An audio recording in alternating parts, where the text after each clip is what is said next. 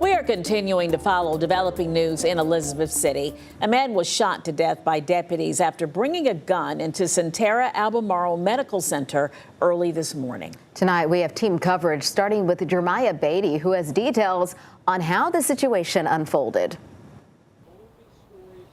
We heard from the Pasquotank County Sheriff and Elizabeth City's interim chief, who walked us through a timeline of events. We're told the gunman was not seen with his handgun when he entered the hospital. Dispatch audio details a chaotic and frightening scene inside Centera Albemarle Medical Center. Shots fired.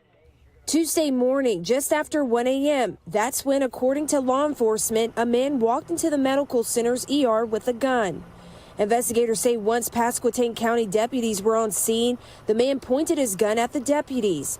In response, 3 deputies opened fire, hitting the man who died on the scene. We 100% follow North Carolina law as it relates to transparency with body camera footage. Investigators did not release the gunman's name, motive, or connection to the hospital.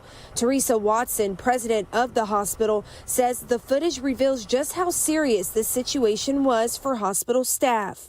I have seen the footage. It raises the hair on my arms to see how someone can quickly enter into your facility. Watson says the gunman held a nurse hostage at gunpoint, and that same nurse tried to help him after he was shot. We're also told the man pistol whipped a security guard with a handgun and pointed a weapon at hospital staff before deputies arrived. It is hard to believe that they're on the other end of a gun and having to experience that level of violence while they're trying to care for their patients. In Elizabeth City, Jeremiah Beatty, 13 News Now. Again, we're told the gunman pistol whipped a responding security officer, raising concerns about why he did not have a weapon on him. Emily Harrison continues our team coverage.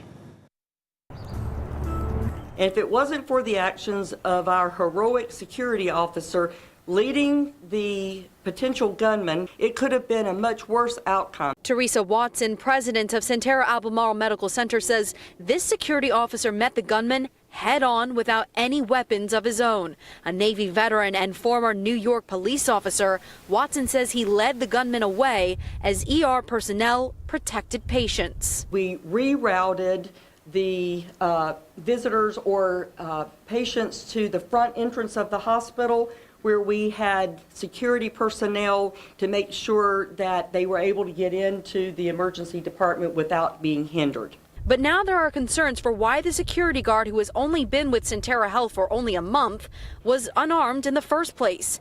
According to North Carolina law, all emergency rooms must have armed security around the clock.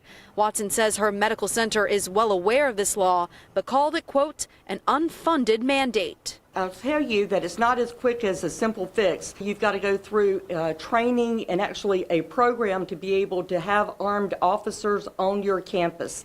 So we can't just decide who's going to carry a firearm or not. Watson also says the suspect did not go through any weapon detection systems. Centera Albemarle Medical Center is about to transition to a new medical campus 4 miles away, which Watson says will have state-of-the-art security.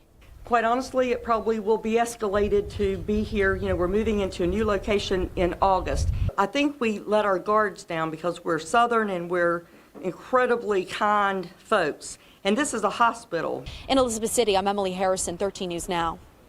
And Watson says the nurse who had a gun held to her head by the suspect gave the suspect medical aid after deputies shot him, then decided to stay on shift for the rest of the day, declining to go home.